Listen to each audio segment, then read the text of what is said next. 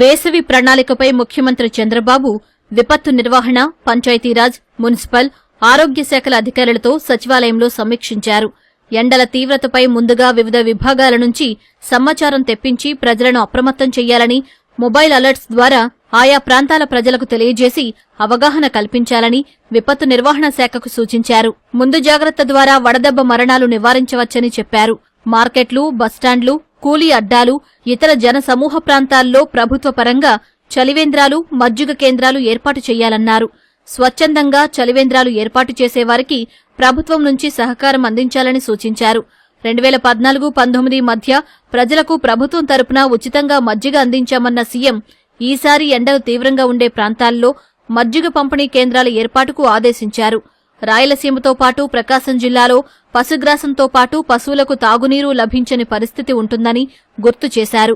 రాష్ట్ర వ్యాప్తంగా 35 కోట్ల రూపాయలతో 12,138 నీటి తొట్లు నిర్మించాలని నిర్దేశించారు. మున్సిపాలిటీల్లో నీటి సమస్య పరిష్కారానికి అవసరమైన 39 కోట్ల రూపాయల విడుదలకు సీఎం అంగీకరించారు. పాఠశాలల్లో వాటర్ బెల్ విధానం అమలు చేయాలని, తప్పనిసరిగా తాగునీరు అందుబాటులో ఉంచాలని సూచించారు. అడవుల్లో అగ్ని ప్రమాదాలు, కార్చిచ్చులపై డ్రోన్లతో పర్యవేక్షించాలన్న సీఎం ఎవరైనా కార్చిచ్చుకు కారణమైతే కఠినంగా వ్యవహరించాలని ఆదేశించారు. ఉపాధి కూలీలకు అదనపు పని దినాలతో పాటు పని ప్రాంతంలో నీళ్లు, ఇతర సౌకర్యాలు కల్పించాలన్నారు. ఉదయం 6 నుంచి 11 గంటల్లోగా ఉపాధి హామీ కూలీలు పనులు ముగించుకుని ఇంటికి చేరేలా చూడాలన్నారు.